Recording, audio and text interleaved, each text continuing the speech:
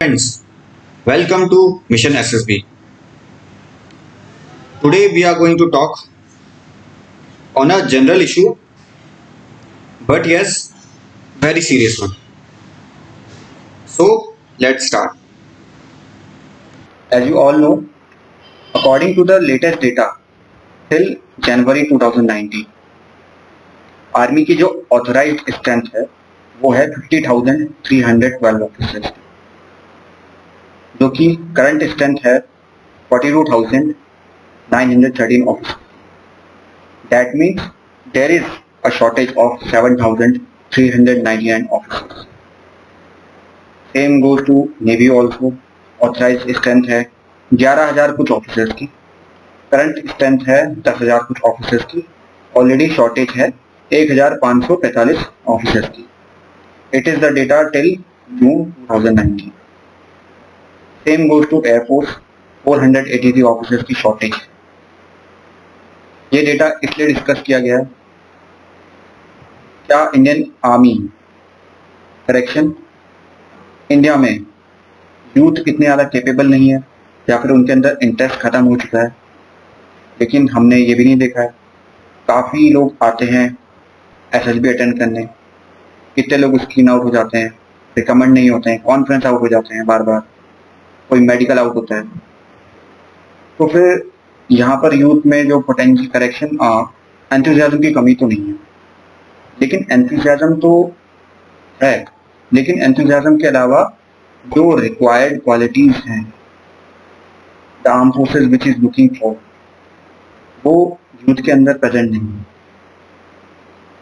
तो फिर बेसिकली हम आज बात करेंगे what are the requirements of the SSB and generally candidates क्यों रिजेक्ट होते हैं बेसिकली, और हमको क्या समझ में नहीं आता है हुआ क्या हमारे साथ.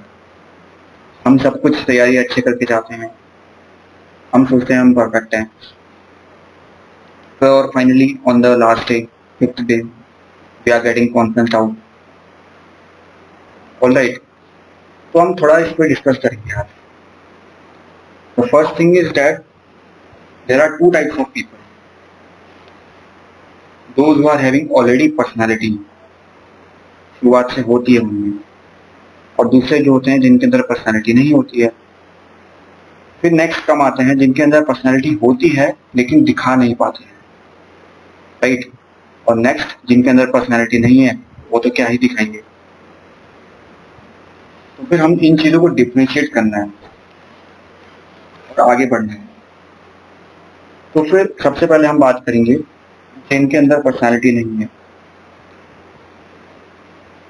पर्सनालिटी नहीं है, as you all know, basic चीज है, they are looking for 15 molecules, and apart from this there are something different else also, like the culture, ethics, moralities, principles of the armed forces which we should be matched. But आपने कभी इन 15 molecules और जो other ethics, moralities and principles हैं इनकी arm forces की, कभी किसी ने वर्कआउट किया है, कभी किसी ने एनालाइज किया है, कभी किसी ने अपने आप के ऊपर वर्क किया है? ये क्वेश्चन कभी किसी ने पूछा ही नहीं. What other people are doing, जो जैसा रिकमेंड हुआ, and we are just copying. वो इस वजह से रिकमेंड हुआ था, तो फिर the same thing we are also कॉपिंग.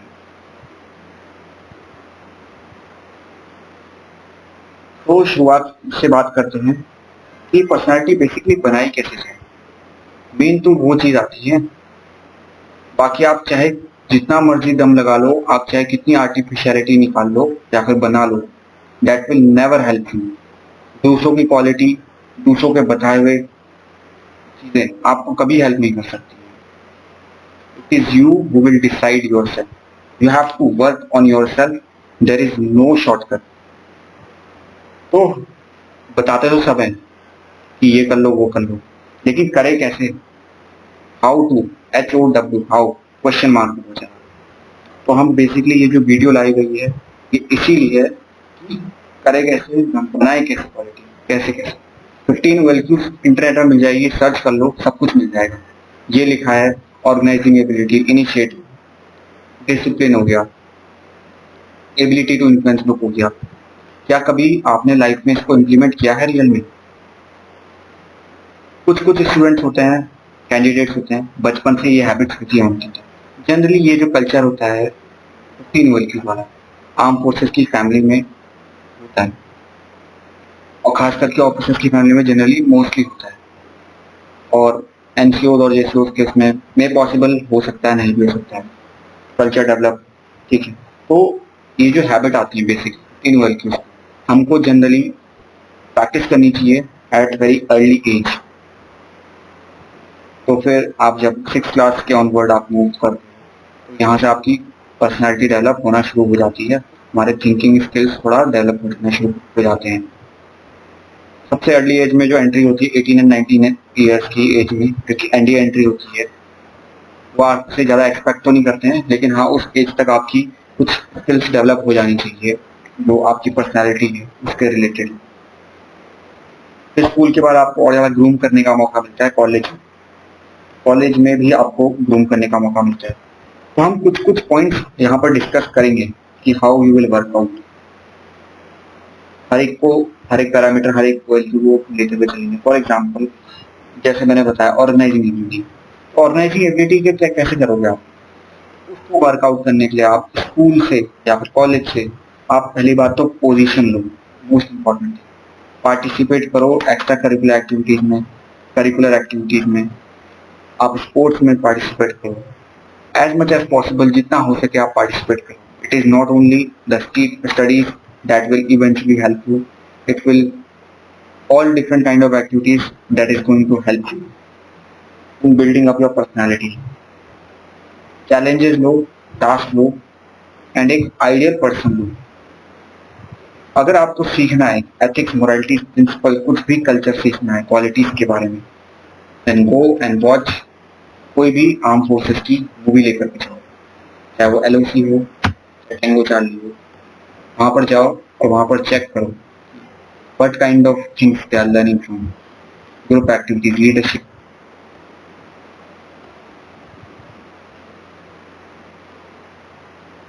Basic आपकी जो पर्सनालिटी बनती है स्कूल से बनती है, उस पर आपकी कॉलेज में बनती है। हर चीज के लिए आप रिस्पॉन्सिबल हो।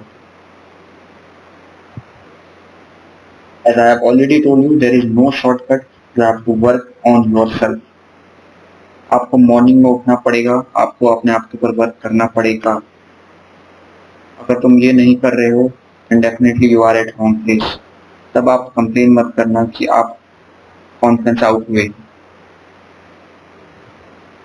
हम इसकी सीरीज कंटिन्यू करेंगे, ऐसे ही आगे मूव करते रहेंगे स्लोली एंड ग्रेजुअली। हम एक एक OLQ को अच्छे से पढ़ेंगे, that what can we do to improve this OLQ। तो फिर चैनल को सब्सक्राइब करिए, आप लाइक करिए, और हम उसके ऊपर वर्क करेंगे, एक एक चीज को डिटेल में पढ़ेंगे। आप स्किल्स पे वर्कआउट नहीं करते हो एंड देन यू कंप्लेन मैं कॉन्फ्रेंस आउट हो रहा हूँ। आप अपने आप पे वर्कआउट नहीं करते हो, फिजिकल एक्टिविटीज नहीं करते हो, रनिंग पे नहीं जाते हो, जिम पे नहीं जाते हो, कुछ भी अगर इस टाइप की एक्टिविटीज अगर आप नहीं करते हो and then you complain that मैं कॉन्फ्रेंस आउट हो रहा हूँ। ये छोटी छोटी बातें हैं, हम लोग सब कुछ डिस्कस करेंगे, because it is actually practically not possible कि मैं आपको एक वीडियो में सब चीज़ें कंपाइल करके दूँ। तो it requires a lot of time also, patience also. Slowly and gradually आपको एक पर्सनैलिटी डेवलप करनी पड़ेगी, देयर इज नो शॉर्टकट। तो बेसिकली ये वीडियो उनके लिए है जो जीरो से स्टार्ट करना चाहते हैं। जीरो से स्टार्ट इन द सेंस, एक तो होता है अर्ली एज 18 एंड 19 ईयर्स की एज में अगर आप हैं तो डेफिनेटली आपके लिए हेल्पफुल है। अगर आप ये 12 to 13 ईयर्स की एज में भी हैं and definitely it will be the most beneficial. And apart from this, जो कॉलेज गोइंग स्टूडेंट्स हैं, अगर आपने अभी तक इनकलकेट नहीं की है then definitely you can learn these habits or things which I am going to tell you in further videos. मैं ये नहीं बोलता कि अगर आपने सिर्फ इन पे वर्क कर दिया, स्किल्स पे, मतलब like cultural activities, physical activities और एक्सपाइजेड ऑर्गेनाइजिंग एक्टिविटी, कि आपका सिलेक्शन बिल्कुल ऐसा भी पॉसिबल नहीं। But this is a part of the selection and these are the most important traits that is actually required by the SSB or to become an officer. इसके अलावा भी बात करेंगे सेल्फ इम्प्रूवमेंट ट्रेट्स और कुछ कुछ qualities के बारे में that is actually required for a normal good human being, the leadership qualities which actually they are looking for.